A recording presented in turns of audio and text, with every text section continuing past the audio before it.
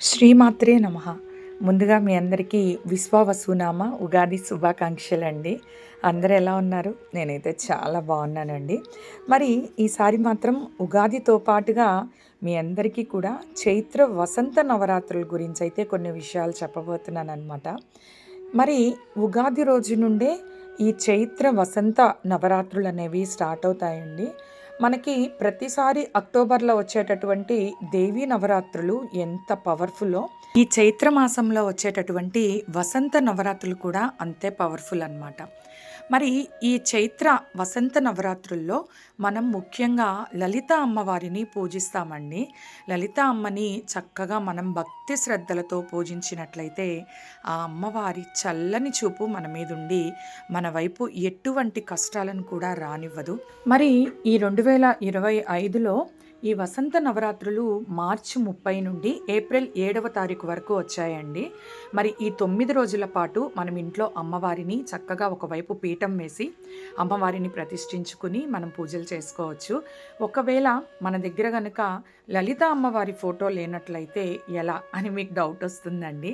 మన దగ్గర లలితాదేవి ఫోటో లేకపోయినప్పటికీ దుర్గా అమ్మవారైనా, సరస్వతీదేవైనా, లేదంటే మహాలక్ష్మి అమ్మవారైనా, ఏ అమ్మవారి ఫోటోని పెట్టుకునైనా మనం చక్కగా పూజ అయితే చేసుకోవచ్చు.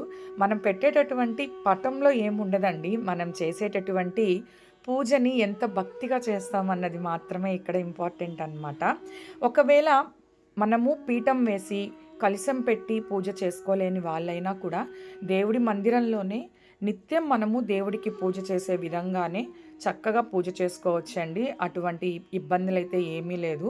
అంటే హౌస్ వైఫ్స్గా ఉన్న వాళ్ళైతే ఇంట్లోనే ఉంటారు కాబట్టి ఉదయం సాయంత్రం 2 పూటలు కూడా పూజ చేసుకోవాల్సి ఉంటుంది.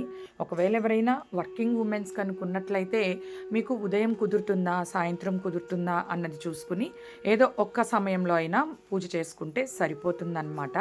కానీ మనం నిత్యం లలితా అమ్మవారికి పూజ చేస్తున్నాం కాబట్టి నిత్యం కూడా లలితా సహస్రనామాన్ని పఠించినట్లయితే చాలా మంచిదండి. ఒకవేళ ఎవరైనా నోరు తిరగని వాళ్ళు, చదవలేని వాళ్ళు ఉన్నట్లయితే కనీసం మన మొబైల్లో అయినా లలితా సహస్రనామాన్ని ప్లే చేసి అది వింటూ పూజ చేసుకున్నా కానీ అంత పుణ్యం అయితే మనకు దక్కుతుంది. అండ్ అలాగే మరి ఉపవాసం ఎలా చేయాలి ఏంటి అన్న డౌట్ కూడా మీకు రావచ్చు. ఒకవేళ రోజు మొత్తం ఉపవాసం ఉండి ఒక్క పూట నైట్ మాత్రమే భోంచేయగలిగేవారు మీరు ఉండగలిగితే నైట్ భోంచేస్తే మంచిదండి. ఒకవేళ ఉండలేని వాళ్ళు కనుక ఉంటే ఉదయం పూజను పూర్తి చేసేసుకుని మీరు మధ్యాహ్నము నైటు ఫుడ్ అయితే తీసుకోవచ్చు. మామూలుగా ఈ నవరాత్రులు పూజ చేసే వాళ్ళు ఎవరైనా కూడా ఉదయం సాయంత్రం 2 పూటల పూజ చేస్తాం కాబట్టి నైట్ కూడా పూజ అయిన తరువాతే భోంచేస్తామన్నమాట. మీరు పూర్తిగా ఒక రోజంతా ఉపవాసం ఉండి ఒక్క పూట నైట్ మాత్రమే భోంచేయగలిగే వారు ఉంటే మాత్రం చాలా మంచిదండి అలా భోంచేయడం వల్ల. అండ్ అలాగే మరి నాన్ వెజ్ విషయానికి వచ్చేప్పటికీ ఈ 9 రోజులు కూడా మనం నాన్ వెజ్ జోలికి వెళ్ళకూడదన్నమాట. ఒకవేళ ఎవరైనా ఇంట్లో వాళ్ళు తినేవాళ్ళు ఉంటే బయట తినడమే తప్ప ఇంట్లో చేయడము తినడం అలాంటివి మాత్రం మానుకుంటే మంచిదండి ఈ 9 రోజులు. అండ్ అలాగే ఈ 9 రోజుల పాటు ఖచ్చితంగా బ్రహ్మచర్యం అనేది పాటించాల్సి ఉంటుంది. మన ఆడవాళ్ళకి ముఖ్యంగా వచ్చే మరొక పెద్ద డౌట్ ఏంటంటే 9 రోజులు ప్రతిరోజు కూడా తలస్నానం చేయాలా అన్న డౌట్ ఉంటుంది. అవసరం లేదండి. రోజు మార్చి రోజు 2 రోజులకు ఒక్కసారైనా తలస్నానం చేస్తే సరిపోతుందన్నమాట. మరి నైవేద్యాలు ఎలాగా అంటే ఏదో ఒకటండి. నిత్యం అయితే మనం లలితా సహస్రనామం పఠించాము అంటే ఖచ్చితంగా అమ్మవారి దగ్గర నైవేద్యం అయితే పెట్టాల్సిందే. అమ్మవారికి ధూపం నైవేద్యం అంటే చాలా ప్రీతండి. కాబట్టి మనం ఈ 9 రోజులనే కాదు ఎప్పుడైనా కూడా ఇంట్లో లలితా సహస్రనామం పఠించాము అంటే అమ్మవారికి ఫుల్గా బాగా నిండుగా ధూపం వేయాలి.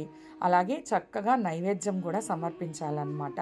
ఈ 9 రోజులు మీకు కుదిరిన నైవేద్యం ఏదైనా కూడా వండి అమ్మవారికి సమర్పిస్తే మంచిదండి. మరి పూజ విషయానికి వచ్చేప్పటికీ మొదటి రోజు మనం అమ్మవారికి షోడశోపచార పూజ చేసి అమ్మవారిని ఆహ్వానించాల్సి ఉంటుందన్నమాట. మిగతా రోజుల్లో మనం రోజు నిత్యం పూజ చేసే విధంగా పూజ చేసుకుంటే సరిపోతుంది.